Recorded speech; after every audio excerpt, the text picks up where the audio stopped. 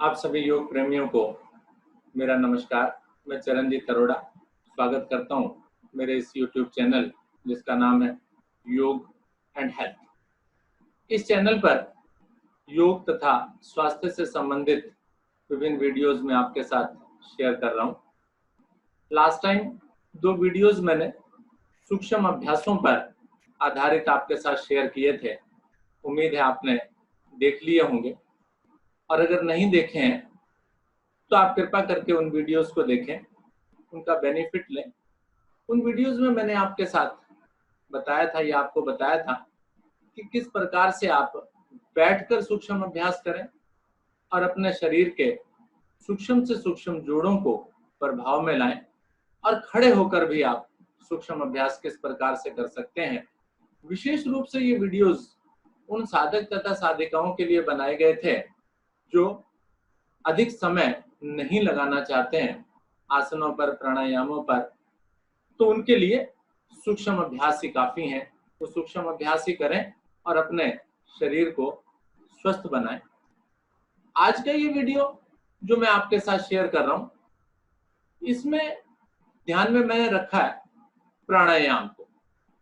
प्राणायाम साधना करने के लिए मुझे सबसे पहले आसन करके, आसनों से हम शरीर को स्थिर तथा सुखपूर्वक रखने की कला सीखते हैं, और प्राणायाम करने के लिए ये स्थिति अवश्य होनी चाहिए।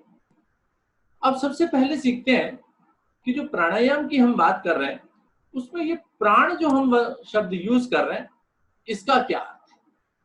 वास्तव में कहा जाता है कि वायु की अंतरंग शक्ति को प्राण कहते हैं। वायु जिसका नाम वास्तव में अगर हम समझें तो ऑक्सीजन मान करके चलते हैं। अगर वायु कहा जाता है कि वायु आप ले लीजिए, तो इसका मतलब क्या हुआ कि ऑक्सीजन की मात्रा को अपने शरीर के अंदर ग्रहण कर लीजिए। तो उस ऑक्सीजन के अंदर, या वो कहिए उस वायु के अंदर एक शक्ति उपस्थित है, और उसी शक्ति को ग्रहण करने को आप क्या कहते हैं? प्राणायाम कहते हैं। तो प्राणायामों के बारे में कहा जाता है कि प्राणों की शक्ति को नियंत्रित करना ही प्राणायाम कहलाता है। प्राणों की शक्ति यानी प्राणों के अंदर शक्ति है और उसको नियंत्रित करना अपने शरीर के अंदर, उसे प्राणायाम हम कहते हैं। अब आपका एक प्रश्न होगा, वो क्या कि जिस वायु की मात्रा या इन प्राणों की मात्रा, जिन्हें आप कह दें योग की भाषा में, ये तो हम अपने आप ही लेते रहते हैं।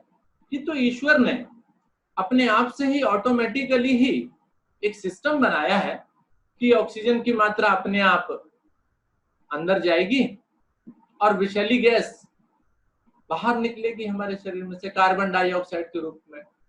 तो फिर क्यों आवश्यकता है हमें प्राणायाम करने?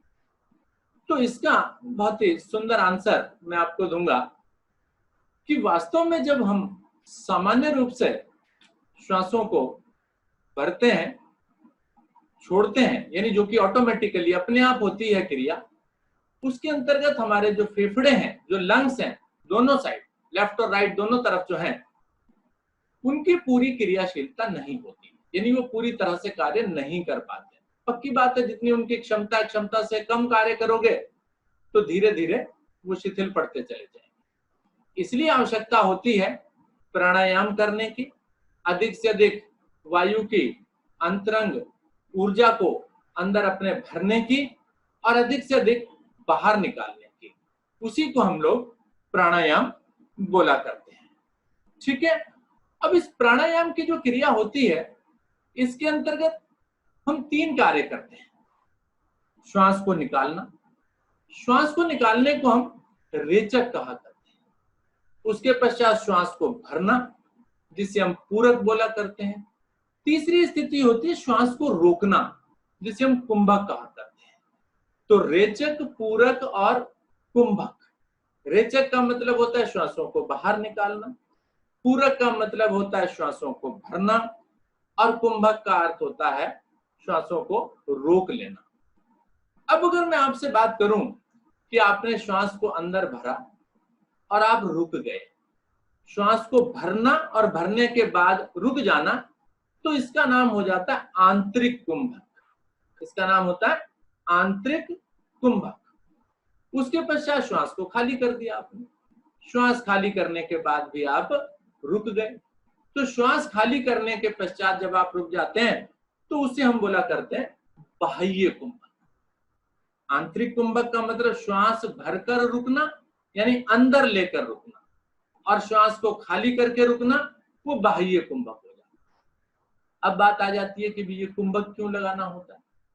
वास्तव में कहा जाता है कि हम अपनी इस स्थिति को धीरे धीरे बढ़ाते हैं। क्यों बढ़ाते हैं जी? कहा जाता है कि मनुष्य को गिनी हुई श्वासें मिली हैं, गिने हुए वर्ष नहीं मिले। मनुष्य को जिंदा रहने के लिए गिने हुए श्वास मिले हैं। अब अगर हम इन गिने हुए श्वासों को कुछ बचत कर लेंगे, यानी कम श्वासों में ही हम कार्य चला लेंगे, तो हमारी आयु वृद्धि हो जाएगी। इसलिए कहा जाता है कि प्राणायाम के अभ्यास से या गहरे लंबे श्वासों के अभ्यास से हम लोग अपनी आयु वृद्धि भी कर सकते हैं।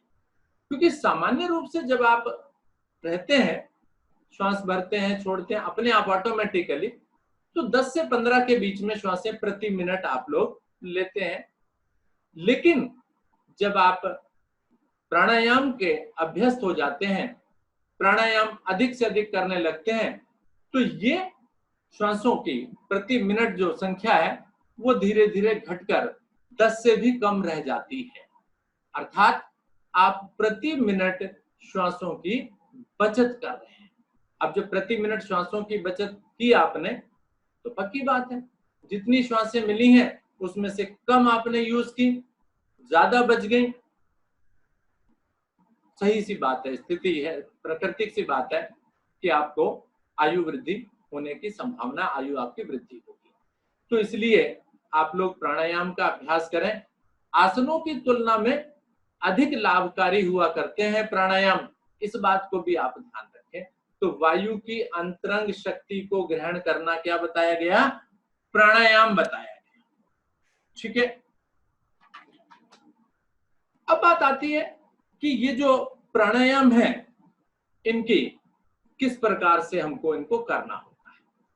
उसके लिए सबसे पहला कार्य हमको करना है कि किसी भी स्थिर आसन में बैठे, और वो स्थिर आसन आपको पद्मासन हो सकता है। फर्श पर किसी प्रकार का मैट बिछा लें, दरी बिछा लें, सफेद चादर बिछा लें, उसके ऊपर बैठकर आप प्राणायाम करें।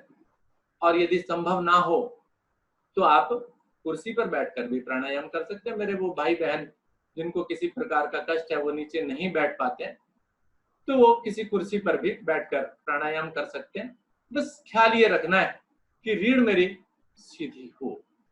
रीढ़ अगर सीधी रखकर प्राणायाम करेंगे तो श्वासों में किसी प्रकार का अवरुद्ध नहीं आएगा, आप अच्छे से प्राणायाम कर पाएंगे। और कुछ साधक तो मेरे इस प्रकार के भी हो सकते हैं जो कुछ बीमार हो, बैठ भी ना पाते हो, तो वो भी क्या कर सकते हैं, वो लेट कर भी प्राणायाम कर सकते हैं। तो लेट कर भी प्राणायाम करने में किसी प्रकार की कोई मनाही नहीं है। ठीक है। आइए अब कुछ प्राणायामों के बारे में आपको बता देते हैं, सिखा देते हैं आपको प्राणायाम करना। तो सर्वप्रथम बात कर रहा हूं आपके साथ अनुलोम विलोम प्राणायाम की। अब इस अनुलोम विलोम प्राणायाम को करने के लिए सबसे पहले तो मैंने आपको बताया किसी भी स्थिरता के आसन में बैठी। उसके लिए पद्मासन लगा लें तो बहुत अच्छी बात है। पद्मासन की स्थिति में आपको आपने देखा किस प्रकार से लगाया जी मैंने। दाहिनी टांग को मोड़ा, नाभि के बाईं ओर रखा, बाईं को मोड़ा, नाभि के दाहिनी ओर रखा, दोनों हाथ फिर ज्ञान मुद्रा में। ये होता है ज्ञान मुद्रा। ज्ञान मुद्रा में अंगूठा और उसके साथ वाली 2 उंगलियां आपस में मिलाइए, यानी अंगूठा और तर्जनी जिसे हम कहते हैं। बाकी 3 उंगलियां सीधी रखनी होती हैं मुझे, और हथेलियों को घुटनों पर रखना, और हाथों को ऐसे नहीं कर लेना, बिल्कुल खींचना नहीं है। ये स्थिति देखिए कितनी सुंदर स्थिति बन गई। हथेलियां घुटने पर आएंगी, बाकी जो 3 उंगलियां हैं वो नीचे की ओर इंगित करती हुई होंगी, सीधी होंगी। ठीक है। इसको हम कहते हैं ज्ञान मुद्रा। ज्ञान मुद्रा में आप बैठे। आइए बात करते हैं एक बहुत ही आसान प्राणायाम की, जिसे हम कहते हैं अनुलोम विलोम प्राणायाम। अनुलोम विलोम प्राणायाम बहुत ही महत्वपूर्ण प्राणायाम है। श्वासों को एक ओर से भरना, दूसरी ओर से खाली करना, इसे हम अनुलोम विलोम प्राणायाम कहते हैं। बहुत ही सरल, सबसे सरल प्राणायाम है। अब इसके लिए क्या करना है, मुझे दाहिने हाथ से प्राणायाम मुद्रा बनानी है। दायां यानी सीधा हाथ में। सीधे हाथ से प्राणायाम मुद्रा किस प्रकार से बनानी है, आपने अंगूठा और उसके साथ वाली 2 उंगलियों को मोड़ लेना है। बाकी 2 उंगलियां देख रहे हैं आप, खड़ी हुई हैं, अंगूठा भी खड़ा हुआ है। देखिए ये स्थिति है आपके सामने। इस तरह से अगर आप देखें तो देख पा रहे हैं आप, 2 उंगलियां मैंने मोड़ रखी हैं ये वाली, बाकी 2 उंगलियां जो सीधी हैं और अंगूठा सीधा है, इसको सीधा का सीधा उठाकर यहाँ नासिका तक ले जाए। ये स्थिति, इस स्थिति में बनाना। और कोहनी को मैंने शरीर से लगा लेना। अगर ज्यादा थकती है तो सहारा भी दे सकते हैं आप इस तरीके से, दूसरे हाथ से। गर्दन सीधी रखनी है, कंधे तानने नहीं है, गर्दन ताननी नहीं है, रीढ़ सीधी रखनी है। पद्मासन आपने लगा लिया, नहीं लगा सकते हैं तो आधा पद्मासन लगा लीजिए, यानी एक पैर को ऊपर रख लीजिए, दूसरा ना रखें। थोड़ी देर के बाद अगर थक जाए तो दूसरा पैर ऊपर रख लीजिए, एक नीचे उतार। ये स्थिति है। और प्राणायाम जब भी कभी करना है आपको सीधे हाथ से करना है, उल्टे हाथ से नहीं करना। ठीक है, तो आपको प्राणायाम मुद्रा आ गई। ये ज्ञान मुद्रा मैंने बताई थी, ज्ञान मुद्रा। दूसरी बताई आपको प्राणायाम मुद्रा, दाहिने हाथ से बनानी है। दाहिने हाथ से प्राणायाम मुद्रा आपने बनाई, अंगूठा दाहिनी तरफ है और 2 उंगलियां जो सीधी थी वो बाईं तरफ रखनी है। और उनको इस प्रकार से रखना है कि नाक मेरी अच्छे से दबे नहीं। ऐसा नहीं है कि नाक को बहुत टेढ़ा कर दिया आपने, नहीं, ज्यादा दबाना नहीं है, केवल स्पर्श। हल्का सा दबाइए, श्वास भरिए, या निकालना हो हल्का सा हटा लीजिए। ठीक है, तो इस तरह से मुझे अनुलोम विलोम प्राणायाम करना है। अब कैसे करना है, इसके लिए आपने बाईं ओर से स्टार्ट करना है। बाईं ओर से, इधर उंगलियां हैं आपके, उधर से धीरे धीरे सांस भरना, बहुत धीरे धीरे धीरे धीरे धीरे धीरे भरते जाइए, लेकिन कंटिन्यूअस, रुक रुक के नहीं, लगातार भरते चले जाइए। ज्यादा से ज्यादा भर जाएगा, ज्यादा से ज्यादा भर जाएगा। अंगूठे वाली तरफ को हल्का सा ढीला कीजिए, विपरीत ओर से श्वास को बाहर कर दीजिए। फिर दूसरी ओर से यानी विपरीत ओर से अंगूठे वाली तरफ से हल्का सा स्पर्श हटाइए, भरिए श्वास को, फिर धीरे धीरे भरते चले जाइए और बाईं ओर से खाली कर दीजिए। आइए 2 मिनट के लिए करते हैं इसी अभ्यास को। एक ओर से भरना है, दूसरी ओर से निकालना। नेत्र बंद कर लेना। जब क्रिया मुझे समझ में आ गई तो फिर नेत्र क्यों खोलने, आंखें खोलने की कोई आवश्यकता नहीं है। जब क्रिया आपको समझ में आ जाए, चाहे वो आसन कर रहे हो आप, चाहे वो प्राणायाम कर रहे हो, नेत्र खोलने की आपको आवश्यकता बिल्कुल नहीं। करिए, करते हैं, थोड़ा थोड़ा सा अभ्यास करते हैं।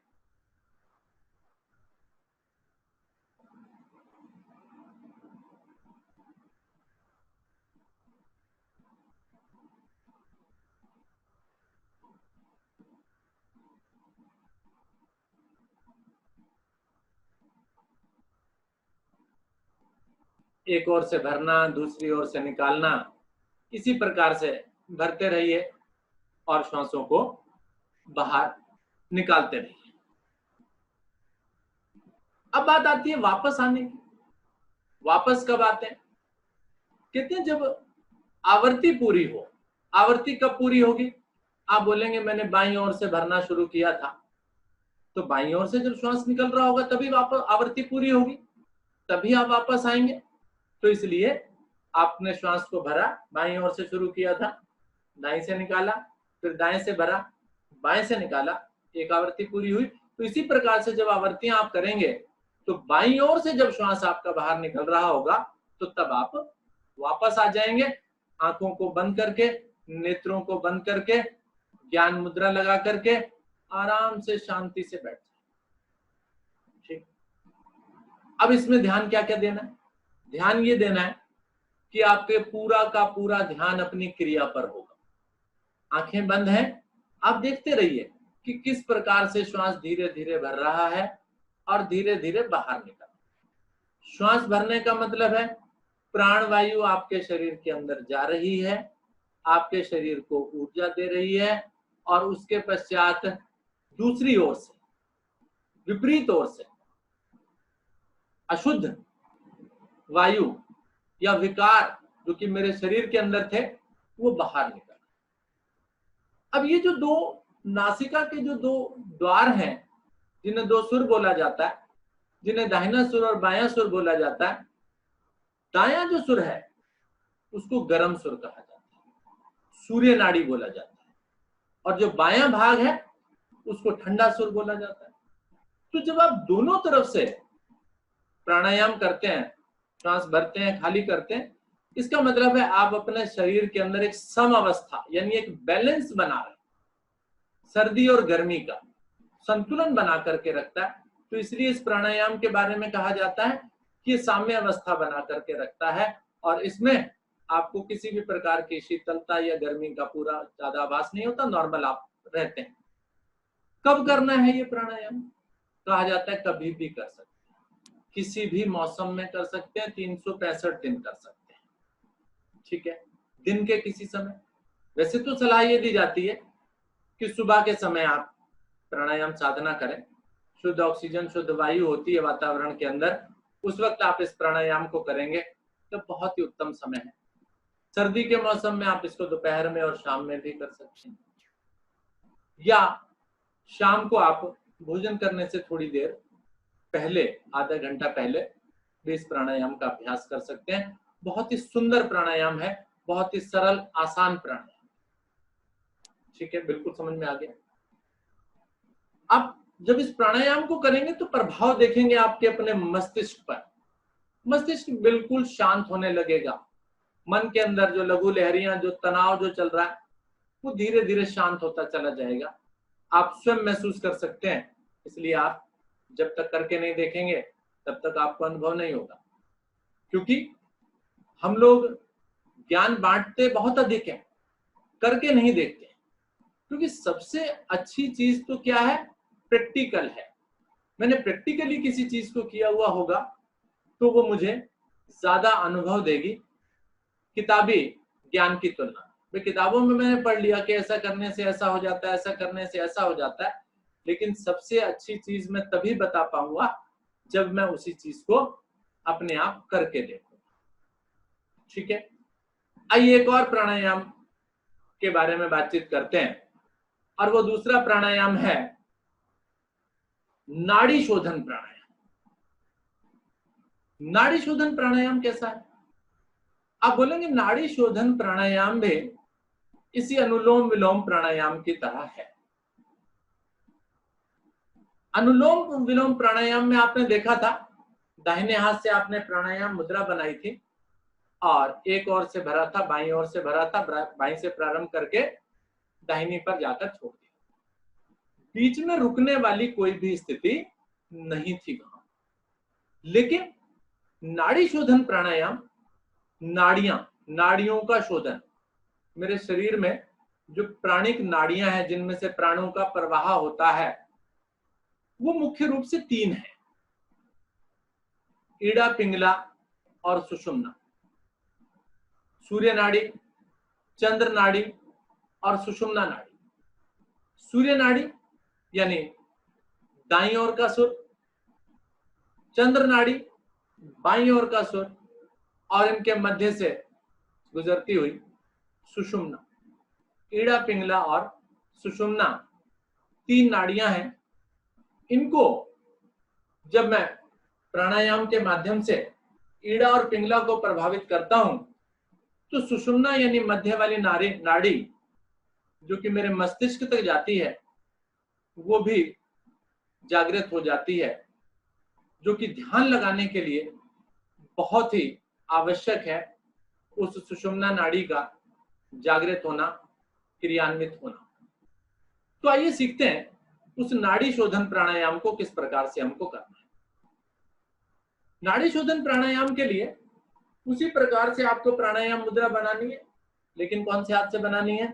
सीधे हाथ से बनानी है। सीधे हाथ से प्राणायाम मुद्रा बनानी है और उसके पश्चात बाईं ओर से श्वास को भरना है। लेकिन यहां पर मुझे श्वास को जब भरना है तो एक मात्रा में भरना है और फिर रुकना है और विपरीत ओर से खाली करना है। जैसे बाईं ओर से मैंने भरने की इच्छा है, बाईं ओर से प्रारंभ कर रहे हैं, तो 5 गिनती गिनी आपने, 1 2 3 4 5, सांस भर लिया। फिर इन दोनों नाकों को यानी दोनों सुरों को बंद कर लीजिए। एक तरफ से अंगूठा, दूसरी तरफ से दोनों उंगलियां, दबा दिया आपने इसको। 10 तक गिनती गिन करके रुकिए, 10 तक गिनती।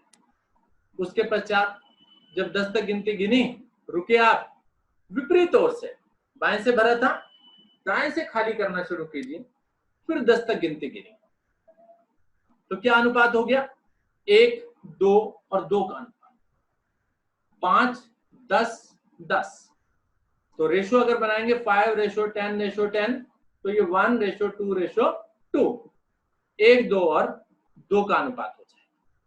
लेकिन अगर आपको ऐसा लगता है कि नहीं जी 10 श्वासों तक तो ये मेरे श्वास रुकती नहीं, जल्दी निकल जाती है, वास्तव में अगर आप देखेंगे तो 5 गिनती तक गिनने में आपको कोई दिक्कत नहीं होगी, श्वास भरने में कोई दिक्कत नहीं होगी, 10 गिनती तक रुकने में भी आपको कोई दिक्कत नहीं होगी। लेकिन जब दाहिनी ओर से श्वास भरने की बारी आएगी, तो आपने 10 गिनती गिनते तक रोक श्वास को बाहर निकलने की कोशिश करेंगे, तो पता लगा जी 8 तक ही बाहर निकल गया, वो तो 10 का तो नंबर ही नहीं आया।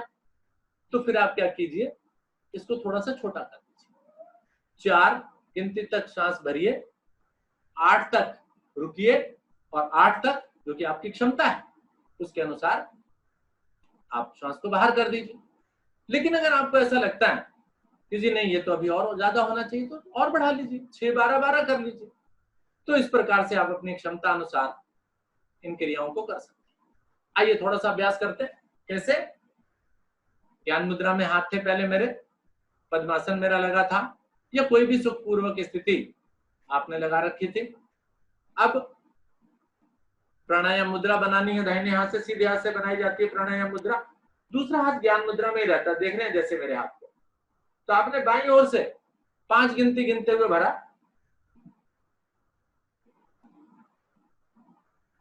दोनों नासिकाओं को बंद कर लिया।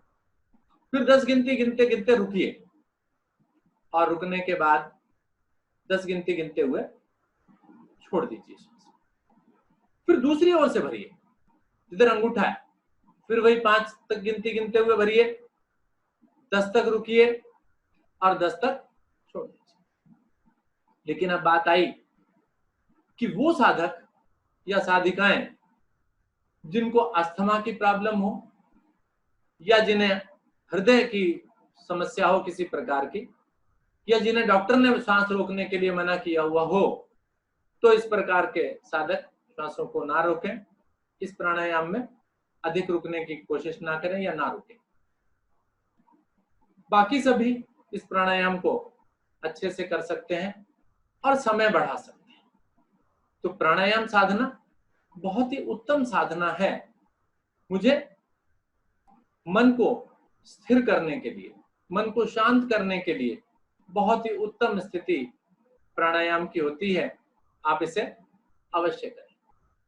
तो आज के इस वीडियो में इतना ही रहने देते हैं। तो आइए देखते हैं क्या सीखा आज हमने इस वीडियो में। प्राणायाम क्या होता है, क्यों करना चाहिए, किस लिए करना चाहिए, कब करना चाहिए, और उसके पश्चात अंत में 2 प्राणायाम के बारे में मैंने चर्चा की आपके साथ, अनुलोम विलोम प्राणायाम और उसके पश्चात नाड़ी शोधन प्राणायाम। कितनी देर करें ये आप पर डिपेंड करता है। कहा तो ये जाता है जितनी किसी मनुष्य की उम्र है उतने मिनट प्रत्येक दिन साधना, प्रत्येक दिन प्राणायाम उसको करना चाहिए। तो आप अगर 50 साल के हैं तो 50 मिनट तक प्राणायाम साधना को कीजिए और करके देखिए और पूरा आनंद लीजिए, पूरा आनंद आएगा, ये मेरी गारंटी है। इसी के साथ आप सभी को नमस्कार, धन्यवाद आप सभी का। केवल इस चैनल को देखिए, सब्सक्राइब कीजिए और बेल आइकन प्रेस कीजिए। धन्यवाद, बहुत बहुत धन्यवाद।